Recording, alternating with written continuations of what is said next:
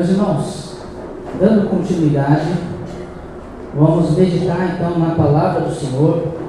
Hoje o meu objetivo era falar, por conta da programação, né, da complexidade das atividades que nós temos, apenas 10 minutos. Mas um irmão falou: pastor, eu tenho convidados, eu passei o horário errado do culto. Aí eu não queria, mas infelizmente eu vou precisar falar 1h30. Né? É brincadeira, tá bom? Não vai chegar tanto. Mas hoje nós vamos pensar um pouco sobre o que está escrito no livro de Atos dos Apóstolos, capítulo 2, versículo 41. Que diz assim a palavra do Senhor: de sorte que foram batizados os que de bom grado receberam a sua palavra, e naquele dia agregaram-se quase 3.000 almas. Vamos orar? Santo e amado Deus, nós estamos diante da Tua palavra, Senhor, nesse dia festivo, dia de celebração. Queremos lhe agradecer, ó Pai, por tudo que foi possível até aqui. Queremos lhe agradecer, Pai, por cada irmão que está aqui presente, por cada familiar, cada visitante, cada um que veio contemplar esse momento, o batismo dos nossos queridos. O Senhor possa falar aos nossos corações, que possamos ouvir a Tua voz e entender a Tua mensagem.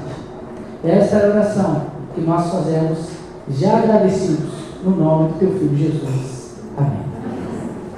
Irmãos, hoje nós vamos refletir sobre o tema: a decisão que define o futuro. Então, não sei quantos aqui já pararam para pensar nisso, mas existe uma decisão. E essa decisão tem o poder de definir o nosso futuro. E um futuro muito mais amplo, muito mais profundo do que muitas vezes nós imaginamos. Um futuro que vai além do dia de amanhã. Um futuro que vai além dos seus próximos anos. Um futuro que vai além de decisões.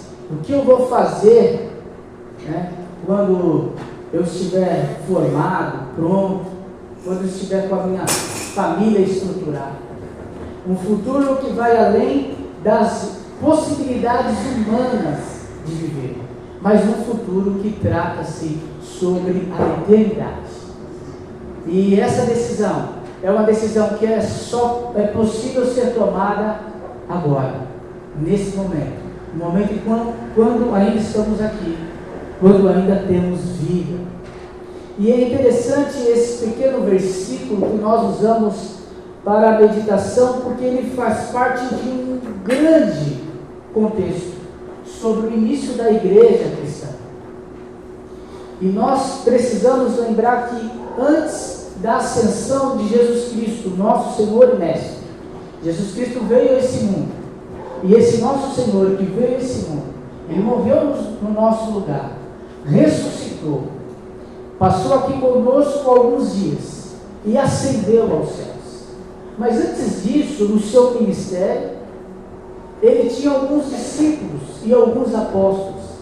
E esses homens e mulheres que iniciaram esse trabalho com o Senhor, estavam acostumados a viver e a trilhar as suas vidas, a sua fé, baseados na orientação e supervisão do nosso Senhor e Mestre.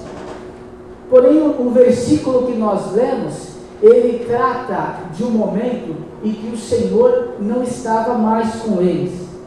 Eles estavam acostumados com um trabalho que de alguma forma era mais confortável para eles, pela possibilidade de estar presente com eles.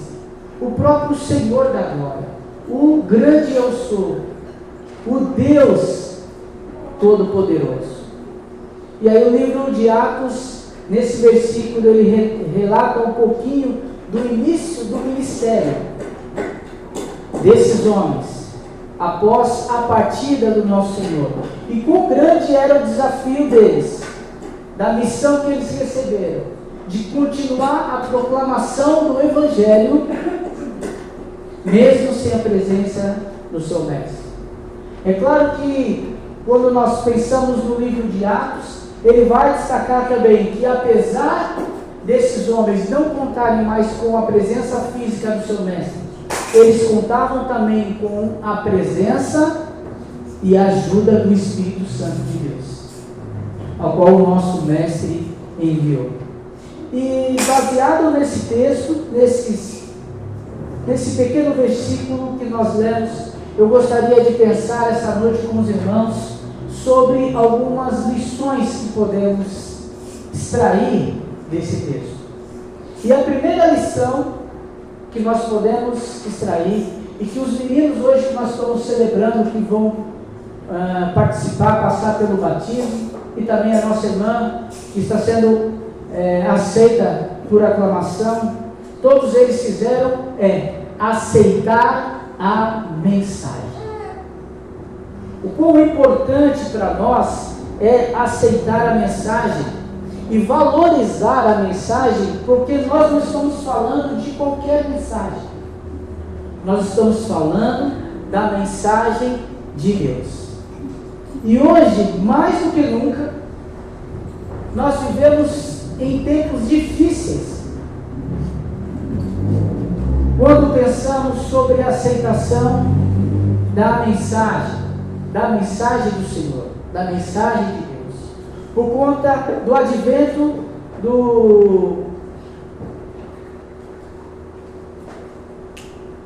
me fugiu a palavra, me ajuda? Relativismo, irmãos, era isso. Por conta do relativismo. Hoje nós vivemos um momento em que não existe mais verdades, viu, pastor Edson? Pelo menos é o que algumas pessoas defendem. Eu tenho a minha verdade, o pastor Edson tem a verdade dele, e o outro tem a verdade dele, e assim as pessoas levam a vida, porque isso é mais confortável. A partir do momento que eu chego à conclusão de que não há verdade, e que cada um tem a sua, eu tenho uma vida totalmente confortável, porque a minha vida ela não vai ser confrontada em nenhum momento com algo que contrarie a minha convicção, que vai contra aquilo que eu creio, que eu acredito. Mas a palavra do Senhor, ela nos adverte de que existem sim verdades absolutas. Claro que existem questões existem questões que são relativas, mas isso não se aplica à palavra do Senhor e à mensagem do Senhor. Por isso, irmãos, que há necessidade de uma aceitação. Eu não posso aceitar parcialmente a mensagem do Senhor, a palavra do Senhor como verdade. Eu preciso ter convicção e ter fé de que a palavra do Senhor é a verdade. E nós precisamos da palavra do Senhor. Precisamos admitir que essa palavra é importante para nós, porque essa palavra é capaz de ajudar na nossa caminhada. Em Salmo 119, versículo 105, lâmpada para os meus pés é a tua palavra e luz para o meu caminho. A palavra do Senhor é lâmpada e luz que ilumina, capaz de iluminar o nosso caminho. Por meio da mensagem, da aceitação da mensagem do Senhor, nós somos capazes de compreender que essa palavra tem poder para ajudar na nossa caminhada, para mostrar para nós qual o próximo passo. E através dessa iluminação da palavra de Deus, identificarmos alguns riscos. Porque muitas vezes nós corremos riscos e passamos por apuros, por não observarmos a palavra de Deus. Existem aqueles que não creem mais na palavra de Deus, que passaram até algum tempo no Evangelho, mas hoje não confiam mais no Evangelho.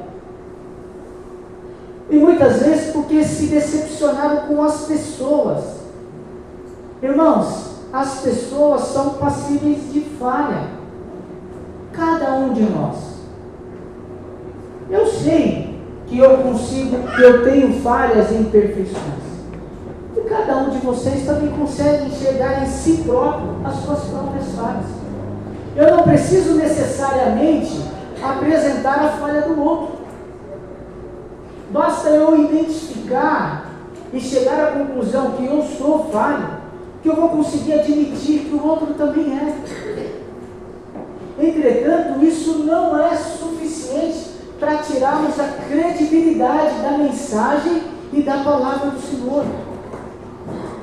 A palavra do Senhor, meus irmãos, é uma palavra que ela será cumprida, e ela é infalível, e nós temos que carregar essa convicção. Foi o próprio Senhor que disse, em Mateus capítulo 24, versículo 35, ele disse: passará os céus e a terra, mas as minhas palavras podem completar.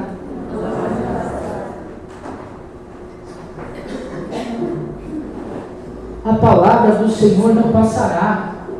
Temos que ter a convicção, por mais que as dificuldades cheguem à nossa porta, temos que entender que nós temos um Deus, a sua mensagem, a sua palavra é poderosa para nos guardar e nos manter firmes.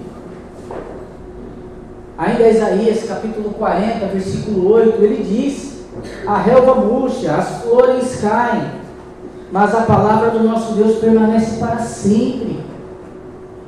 Temos que confiar, irmãos, na palavra do Senhor. Ela é para nós um manual de instrução.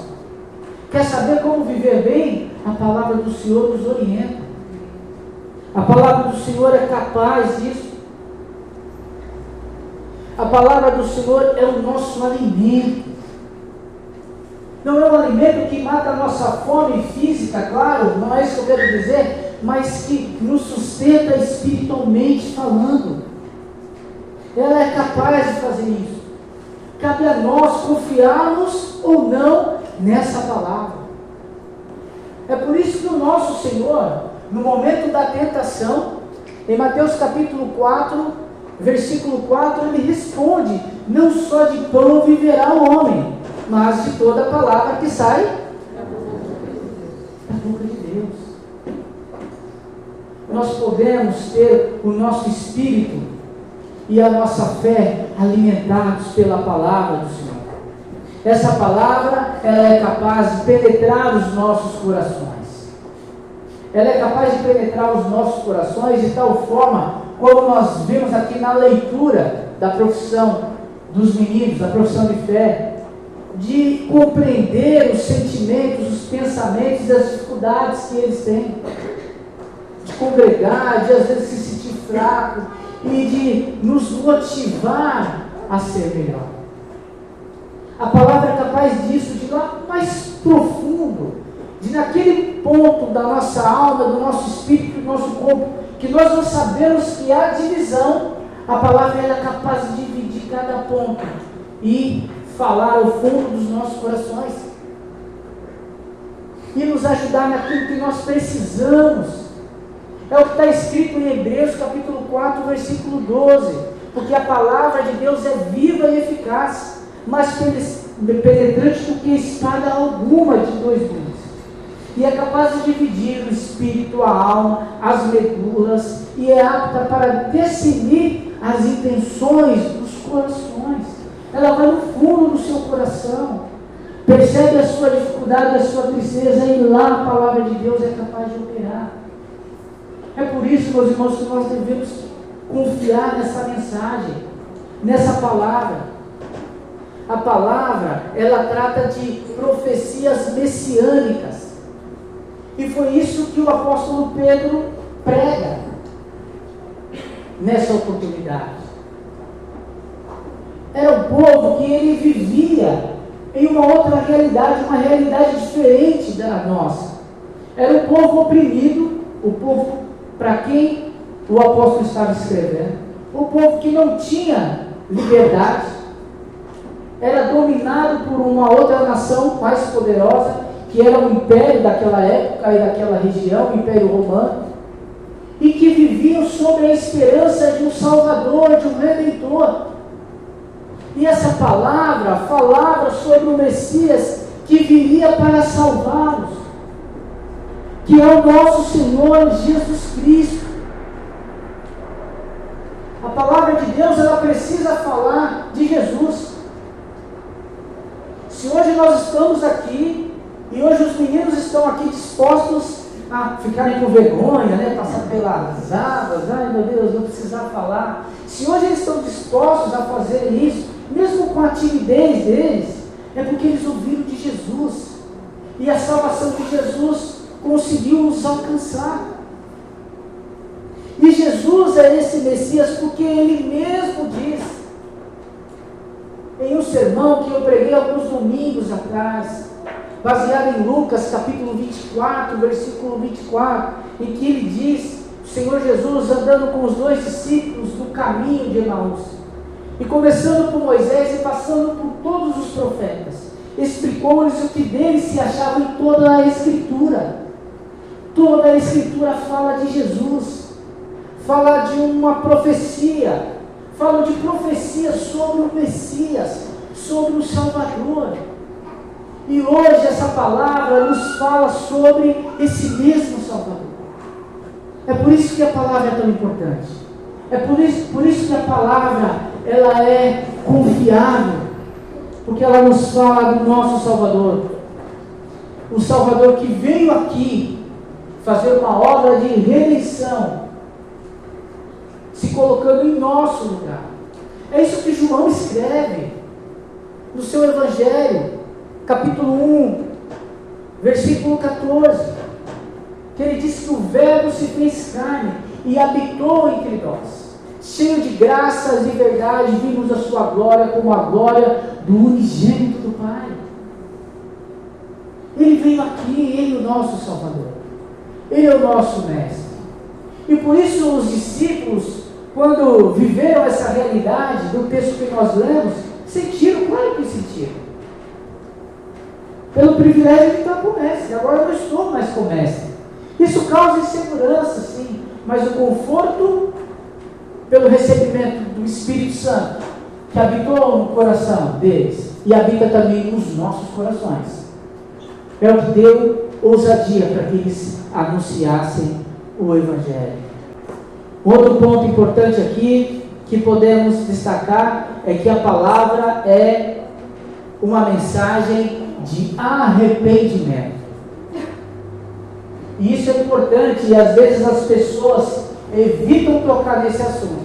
Mas irmãos, desculpe, eu não posso falar de um Cristo que morreu na cruz em meu e seu lugar sem falar sobre o arrependimento.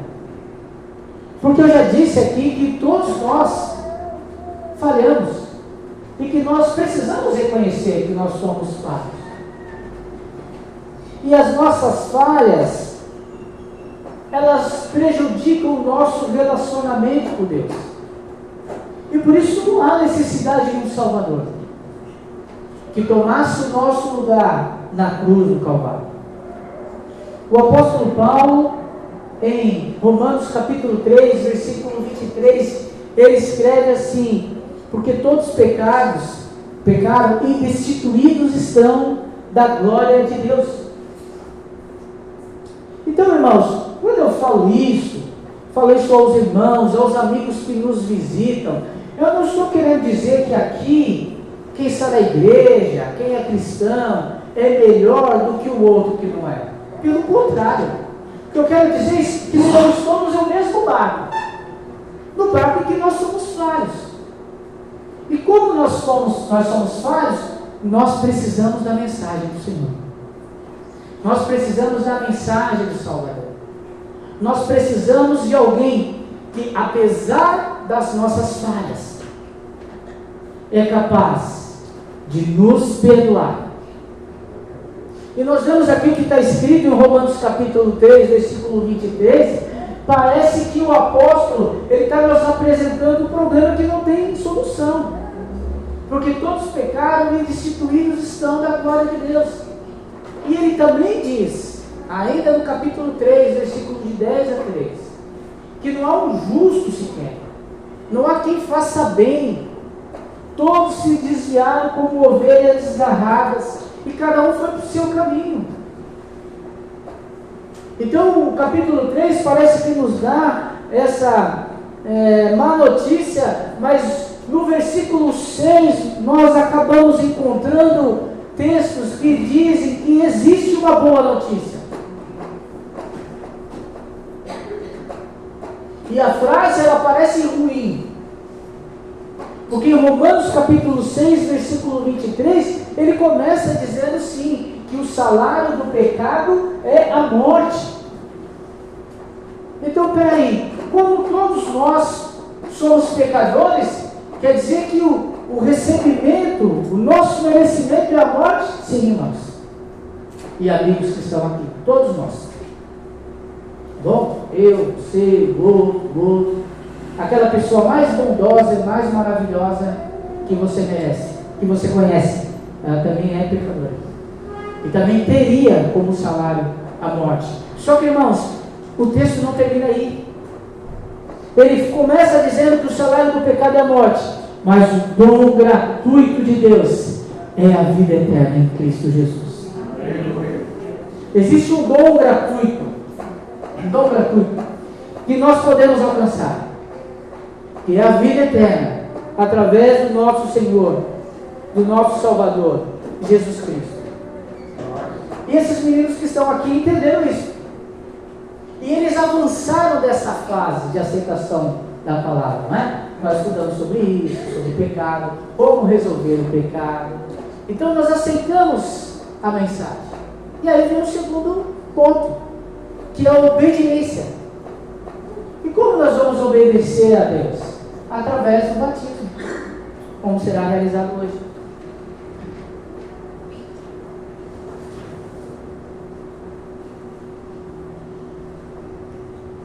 Irmãos, essa celebração aqui que vamos fazer hoje, e amigos, para aqueles que têm dúvida, é uma ordenança do nosso Senhor e Mestre Jesus Cristo.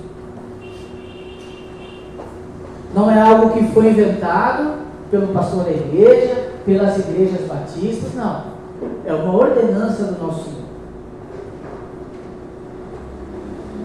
Em Mateus capítulo 28, versículo 19 e 20 diz: Ide, fazei discípulos de todas as nações, batizando-os em nome do Pai, do Filho e do Espírito Santo, ensinando-vos a guardar tudo quanto vos tenho ordenado.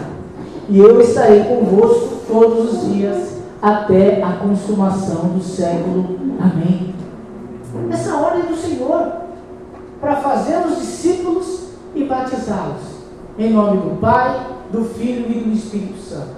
Então, meus irmãos, a partir do momento em que nós aceitamos a mensagem do Senhor, nos arrependemos, chegamos à conclusão que nós somos pecadores, buscamos melhorar, vamos obedecer ao nosso Mestre. Então nós vamos passar pelo batismo, porque quando nós passamos pelo batismo, aí nós encontramos a nossa identificação com Cristo. Nós nos identificamos com Ele, porque é isso que simboliza o batismo. Em Romanos capítulo 6, versículo 4 está escrito: portanto fomos sepultados com Ele na morte pelo batismo. Então peraí, vamos parar aqui o versículo. O que o apóstolo está dizendo? Que a semelhança de Cristo que morreu em nosso lugar, nós também somos sepultados no batismo. Então a partir do momento que existe a imersão no batismo, isso significa uma morte. Mas que morte é essa? Uma morte para uma vida longe de Deus, e uma ressurreição para uma vida em reconciliação com Deus. É isso que significa o batismo. E o restante do versículo diz: assim como Cristo ressuscitou dentre os mortos, mediante a glória de Deus, nós também vivemos em novidade de vida. Então a nossa identificação com Cristo é isso.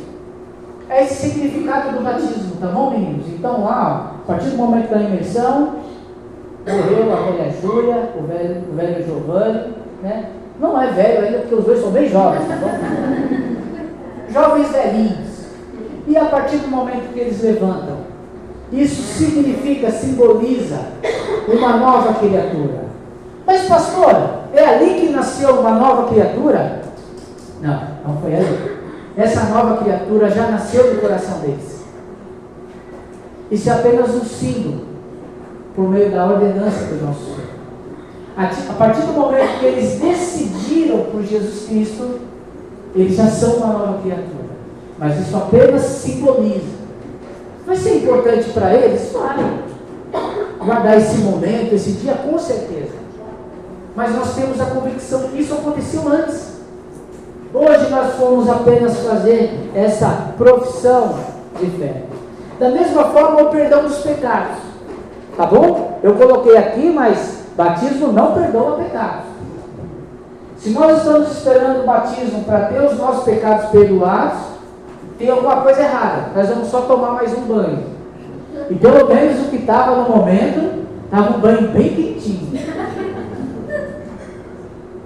Aí a gente ficou na discussão, a água está muito quente, não está? Falei, gente, pode deixar a água assim. Eu garanto. Então, meninos, se a água estiver fria, podem reclamar comigo. A culpa é minha. Eles queriam colocar mais água quente. Eu falei, não, tem que ter um pouquinho de sofrimento. Estou brincando. A minha esperança é que a água esteja agradável, sim. Mas é isso, irmãos. O perdão dos pecados, ele não vem com o batismo. É apenas um símbolo de que nós já tivemos os nossos pecados perdoados. Porque na verdade os nossos pecados foram perdoados na cruz do Calvário. Em Hebreus capítulo 9, versículo 22 diz: sem derramamento de sangue não há remissão de pecados. Ou seja, a partir do momento que o sangue de Jesus foi derramado na cruz do Calvário, e que nós aceitamos essa mensagem de salvação desse Messias, naquele momento os nossos pecados, eles já foram perdoados. Ali a nossa vida muda. Aqui nós vamos testemunhar e vamos nos alegrar, mas as nossas vidas já mudaram. E precisamos glorificar a Deus por isso. Glória a Deus. Amém. Precisamos o quê? Mediante a isso, o testemunho de uma nova vida. Nós aceitamos Jesus, aceitamos a sua mensagem, a sua palavra. Agora nós somos batizados, então nós temos que viver em novidade de vida, irmãos. 2 Coríntios 5,17, aí eu sei que os irmãos vão recitar. Percebe que nós já estamos ficando entrosados nesse negócio de versículos, né? Antigamente eu perguntava aos irmãos, né? Alguns lembravam, outros não, mas eu estou repetindo sempre os mesmos, está dando certo. Nós vamos fazer um grande coro, então. 2 Coríntios 5,17. Portanto, se alguém está em Cristo, nova criatura é, as coisas velhas já passaram, eis que tudo se fez novo. Olha que maravilha, meus irmãos. O testemunho de uma nova vida, tudo se fez novo. Porque agora eu estou em Cristo. Agora eu vivo para agradar ao meu Senhor. Agora eu vivo para agradar ao meu Mestre, que morreu no meu lugar. E essa vida não é uma vida de pesar, viu? Não é não. Talvez você esteja pensando, meu Deus, né? Que vida triste. Mas a vida daqueles que servem ao Senhor e que tem convicção da obra que o Senhor fez na cruz do Calvário, é uma vida de felicidade, de gratidão, reconhecendo a obra que o Senhor fez. Então não é prazer. Sabe por que é prazer, irmãos? Porque o apóstolo Paulo, ainda em Gálatas, capítulo 2, versículo 20, ele escreve: já estou crucificado com Cristo, e não vivo mais eu.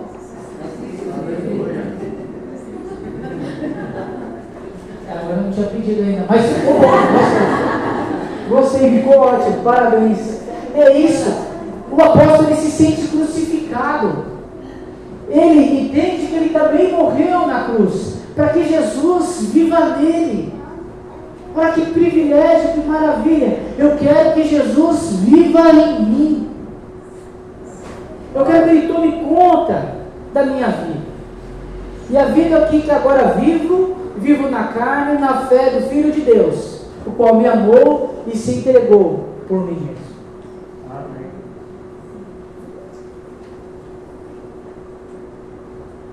Eu não tenho muito tempo para falar hoje, acho que eu já me excedi. Mas vamos lá. E o terceiro ponto, a unidade e o crescimento. Irmãos, nós recebemos a edificação, somos edificados.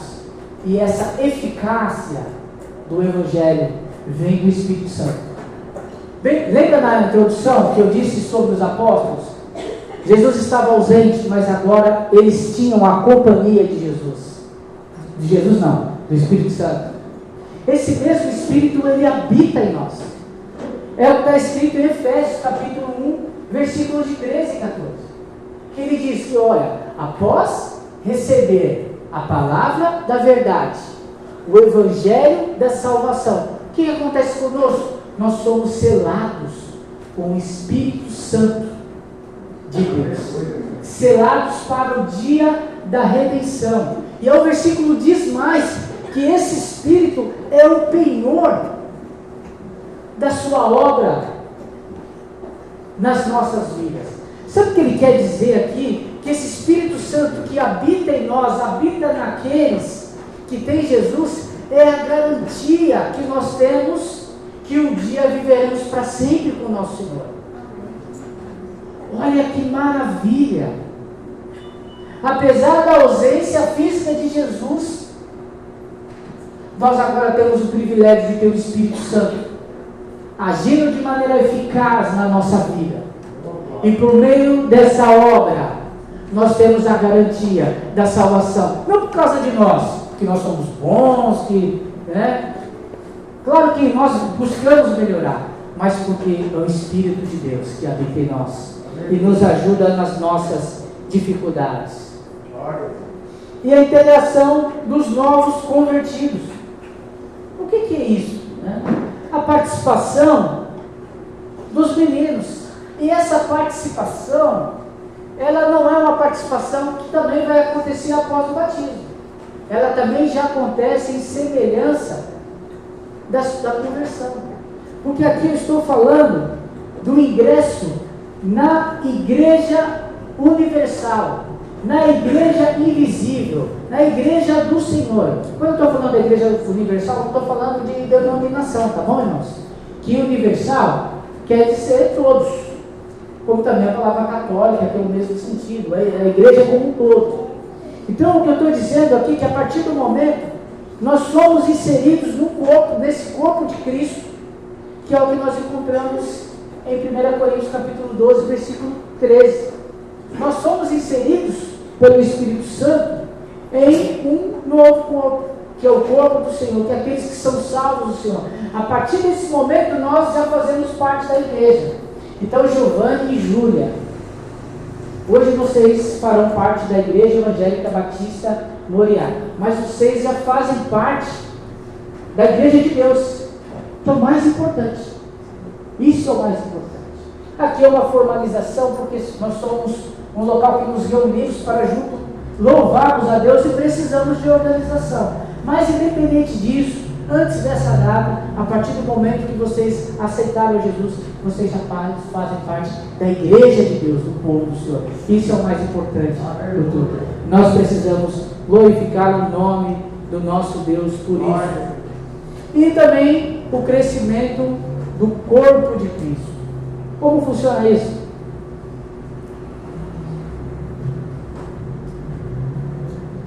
Somos inseridos no corpo de Cristo e também na igreja local. Isso vai nos ajudar, vai ajudar os meninos no desenvolvimento do seu dia a dia. Poxa, tem algumas perguntas que às vezes deixam os novos convertidos meio assim, agora, pastor, o que eu respondo?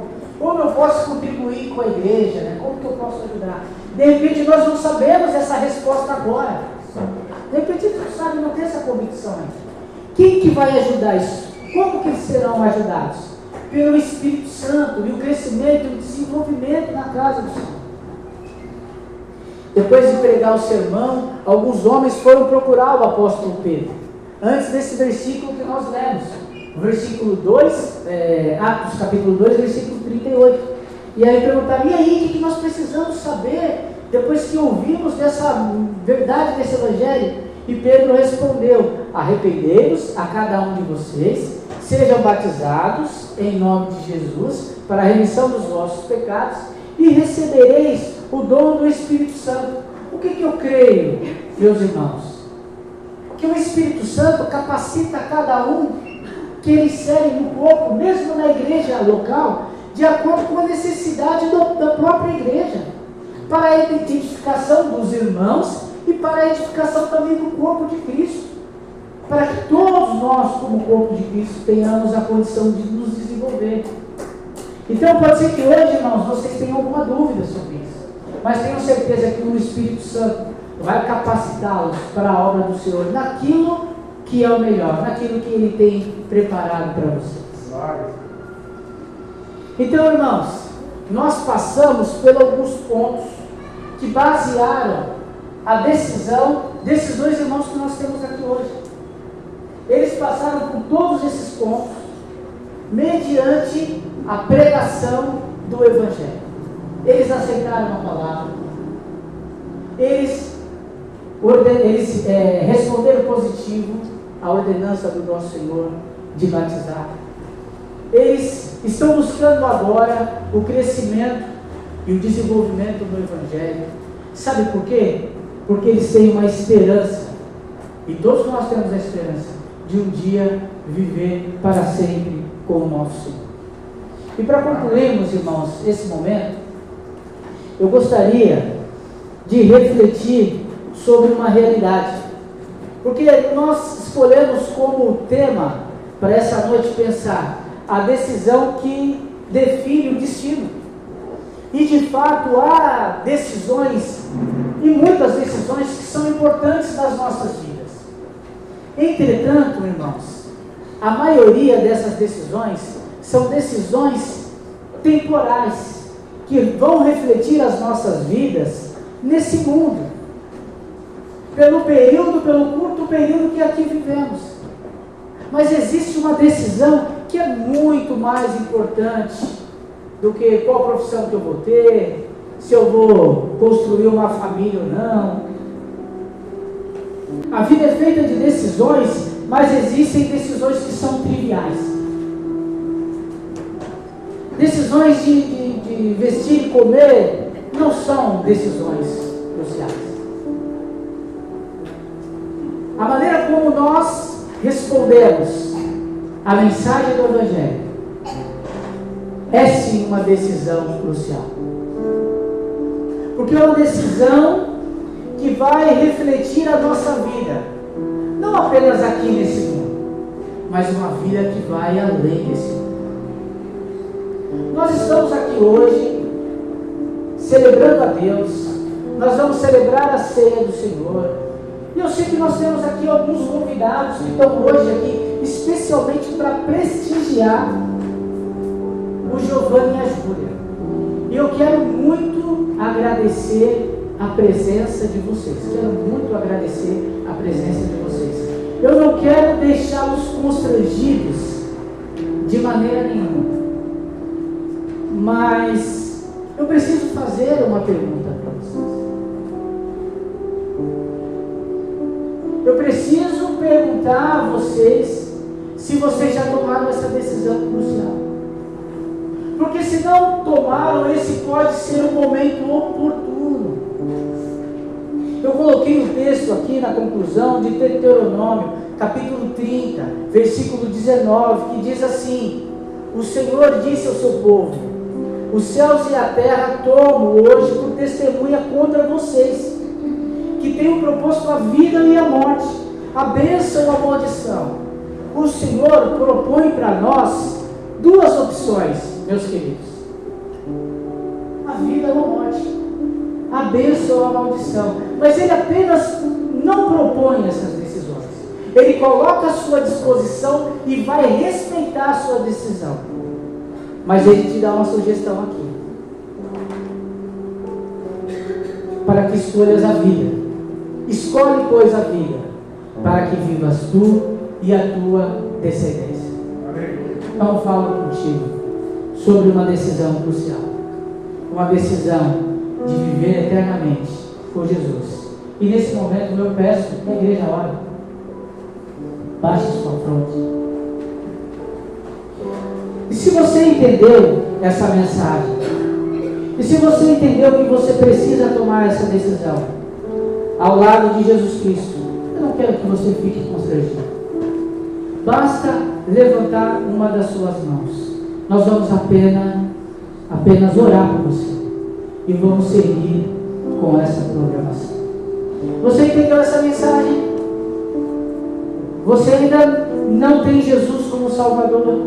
Não tomou essa decisão para a vida eterna? Levante uma das suas mãos que nós vamos orar por você. Se você está aqui e já aceitou a Jesus Cristo, glória a Deus, maravilha, você não precisa se manifestar. O Senhor conhece o seu coração. Se não, esta é a oportunidade. O Senhor coloca de ti a vida e a morte. E Ele dá a sugestão: escolhe, pois, a vida, para que viva tu e a tua descendência. Mas, meu querido, a decisão sempre vai ser sua no final. Eu vou perguntar pela última vez. Eu não vou insistir. Perguntando a última vez, nós vamos orar. Você quer tomar essa decisão ao lado de Cristo? Se sim, levante uma das suas mãos para que oremos.